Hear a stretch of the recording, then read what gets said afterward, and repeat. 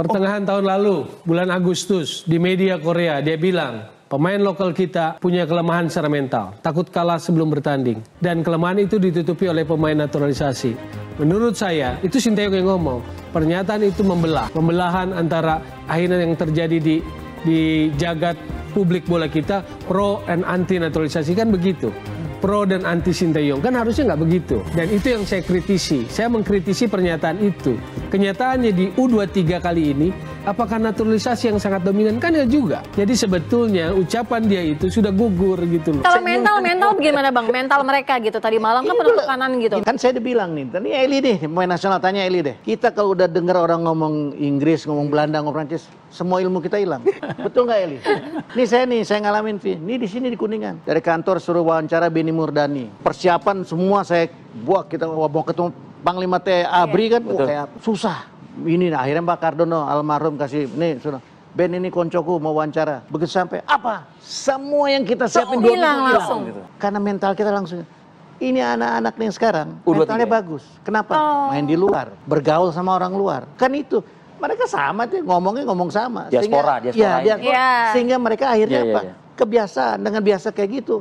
Enak. Jadi kita bersyukur nih ada yang kayak gini, tim nih, Sintayong menciptakan gini, kita bersyukur. Kekurangan, masih banyak kekurangan. Apa artinya kompetisi kalau kayak begitu? Maka harus ada proporsional keseimbangan dalam strategi itu. Apakah Sintayong cukup rajin memantau Liga 1? Menurut saya tidak. Habis Piala Asia dia mengkritik liganya, perbaiki dong. Firm, fine, oke. Itu memang betul. Tapi apakah setelah Piala Asia kompetisi bergulir, dia nyatronin klub-klub? Dia datangin ke stadion untuk memantau pemain? Kan enggak. Dia komunikasi dengan klub, dia komunikasi dengan pelatih? Kan enggak. Coach Shin kan saya lihat nggak pernah lihat Liga 1 ya. Gimana dia melihatnya? Apakah ada timnya atau apanya? Liga 1 sering nonton Pak. Sering nonton. Cuma memang dia sering hanya di sekitar daerah Jakarta sama ke Bali biasanya. Jadi kalau di Tangerang saya sering nonton. Dan dari coaches juga kita sebar. Ada yang kalau mungkin saya di Jawa, saya ke Jogja, ke Solo, atau ke Surabaya. Ada yang ke Bali. Semua coaching staffnya kita sebar dan akhirnya kita meeting kembali untuk memanggil. Kan dia tidak pakai cara-cara talent scouting kan? Enggak kan? Ini berbeda karena memang betul-betul pembacaan tim kalau gitu ya. Iya. Nah, bentuk timnya gimana beliau itu? Yang pertama di saat kami datang, waktu itu saya sama Coach Shin, memang kita dalam taraf untuk meraba sebenarnya apa sih yang Coach Shin ingin bawa di timnas Indonesia. Memang akhirnya secara garis besar sangat berbeda apa yang kita buat di Indonesia Pak. Dan saya bilang dengan saat ini apa yang dengan Coach Shin buat saat ini, kita bersyukur hasilnya saat ini ada. Dan itu yang menjadi concern Coach Shin selama ini, apa yang dia lakukan di Indonesia, harapannya ya timnas Indonesia kita bisa lebih berprestasi. Kemudian dari sisi ini Coach, manajemen pemain dan sebagainya ini gimana ya? Dari yang Coach Nova lihat dari Coach Shin yang mulai terapkan juga di bawah itu. Ya pertama Coach Shin semenjak pertama kali datang memang Coach Shin saya sampaikan hanya kaget Pak.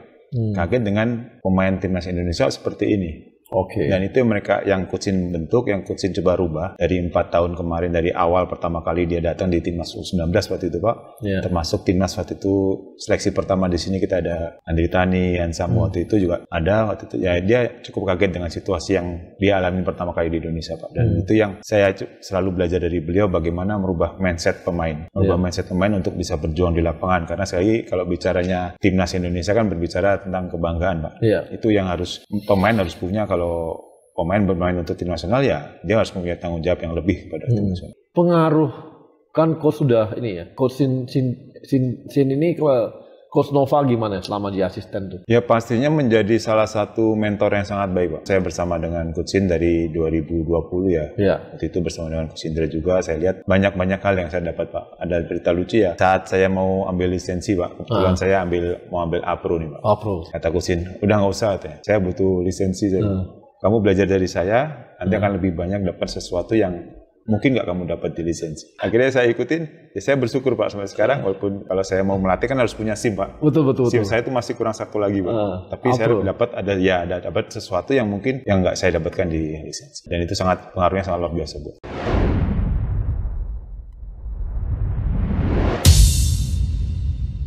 Salam olahraga.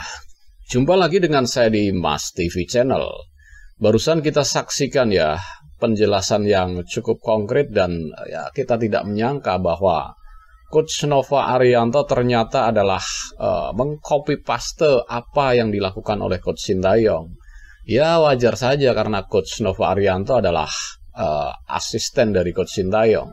Tetapi di sini Coach Nova Arianto benar-benar menjelaskan bahwa dia memang menjadikan Coach Sintayong adalah role model ya. Selain Coach Sintayong juga ada Coach Indra Safri katanya. Dan di sini ada momen menarik sekali ya, bahwa Coach Nova Arianto ternyata dicegah oleh Coach Sintayong untuk istilahnya mendapatkan sertifikasi A untuk kepelatihan, tetapi oleh Coach Sintayong tidak usah. Anda ikuti saya saja, nanti Anda akan mendapatkan lebih dari sertifikasi A tersebut, dan itu diceritakan di sini oleh Coach Nova Arianto. Dan ini benar-benar secara tidak langsung ya mematahkan argumen-argumen Bung Toel CS ya, Bung Toel ya. Siapa legend yang katanya legend itu ya, Anjas Asmara dan juga yang lain-lain lah dan konco-konconya, bahwa tidak seburuk itu Coach Sintayong. Ternyata yang merubah gaya permainan, mental pemain, fisik pemain itu adalah memang dari Coach Sintayong. Dan Coach Nova Arianto benar-benar menjelaskan secara detail di podcast ini ya, di podcast bersama Bung Arya Sinulinga ya. Dan di sini Anda bisa mendengarkan bagaimana Coach Nova Arianto itu benar-benar teliti sekali, bahkan menggabungkan Villanesia, filosofi sepak bola Indonesia, dengan filosofinya Coach Sintayong yang ya memang berbeda filosofi sepak bolanya. Tetapi disinilah kejelian Coach Nova Arianto, dan di situ dia menjelaskan memang secara filosofi berbeda, tetapi Coach Sintayong berusaha memadukan. Dan ini berusaha disempurnakan lagi oleh Coach Nova Arianto. Dan kita bisa saksikan tadi ya, betapa momen-momen Bung Toel mengkritisi Coach Sintayong ya dalam tanda kutip secara personal ya, tidak secara kinerjanya. Sedangkan kalau secara kinerjanya, Coach Sintayong ini benar-benar memotong generasi dan segala macam. Di sini Coach Nova Arianto menjelaskan bagaimana latihan fisik diterapkan oleh Coach Sintayong. Dan di pertandingan terakhir kemarin ya, di U16 atau U17 itu kemarin, Coach Nova Arianto ternyata di sini buka-bukaan bahwa dia mendapat instruksi langsung dari Coach Sintayong bahwa Anda terapkan saja apa yang pernah Anda pelajari dari gaya saya melatih, tentang pelatih fisik, pelatih kiper, semuanya dan strateginya. Memang Coach Nova Arianto tidak sungkan-sungkan mengakui kalau dia memang copy paste dari Coach STY.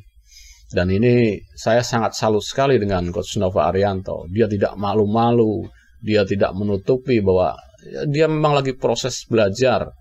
Dan dia berusaha memadukan gaya STY dengan ya filosofi Villanesia, filosofi Indonesia ya, sepak bola Indonesia. Dan di sini Coach Nova Arianto menjelaskan bahwa semuanya itu masih dalam proses semua, dan dia menyusun tim U16, U17 itu intinya untuk menjadi ke timnas senior. Bahkan dia memprediksi bahkan mungkin lebih dari 5 pemain ya yang nanti bisa bertahan hingga ke timnas senior. Karena ya dia kan bisa memprediksi pemain-pemain mana nih yang bakal bertahan dan bakal bersinar di timnas senior, bahkan bisa menjadi pilihan dari klub-klub Liga 1, bahkan bisa mungkin bisa main di Eropa atau di luar, misalnya di Jepang, di Korea, atau bahkan di Eropa. Ini proyeksi dari Coach Nova ini memang benar-benar luar biasa, dan Coach Nova juga mengakui dukungan dari Ketua Umum PSSI itu sangat luar biasa. Dan itu memang komitmen Pak Erick Thohir ya. Anda pelatih antara pelatih kelompok umur dan pelatih senior harusnya saling bersinergi dan tidak ada masalah dan tidak membeda-bedakan. Dan ini sudah tepat sekali. Ada Coach Nova, ada Coach Indra Safri, dan pelatih kepalanya adalah Coach Sintayong yang memang bersinergi membangun apa kelemahan-kelemahan timnas kita di senior, di usia kelompok umur, Dan Coach Sintayong memang berpesan kepada Coach Nova Arianto, jika Anda tim nasional seniornya ini mau bagus, Anda yang regenerasi dari bawah ini memang harus step by step harus continue. Dan ini sedang dilakukan oleh Pak Erick Thohir ya, dengan memasang Coach Nova Arianto sebagai pelatih kelompok umur yang notabene beliau adalah asisten STY supaya bersinergi. Jadi bisa saja U17 nanti ada salah satu pemain yang menonjol bisa main di timnas senior ya, seperti yang dilakukan Spanyol kemarin. Di Piala Eropa kemarin kan ada Yamal ya yang ya ikut main di timnas senior padahal usianya masih 17 tahun. Ya mungkin seperti itu tujuan dari Coach Sintayong, memasang Coach Nova Arianto dan Coach Indra Safri sebagai asisten pelatih. Dan yang dibilang Toel katanya Coach Sintayong nggak pernah lihat Liga 1, di sini dibantah mentah-mentah juga oleh Coach Nova. Coach Sintayong selalu mengontrol Liga 1 dan selalu nonton ya, terutama yang dekat-dekat Jakarta atau di Bali atau Tangerang. Ini jelas-jelas ini dijelaskan oleh Coach Nova Arianto. Oke, mungkin cukup sekian dulu reaction video dari saya. Jangan lupa komentar, like, dan subscribe agar dapat bonus tontonan video terbaru dari Mas TV Channel. Salam olahraga.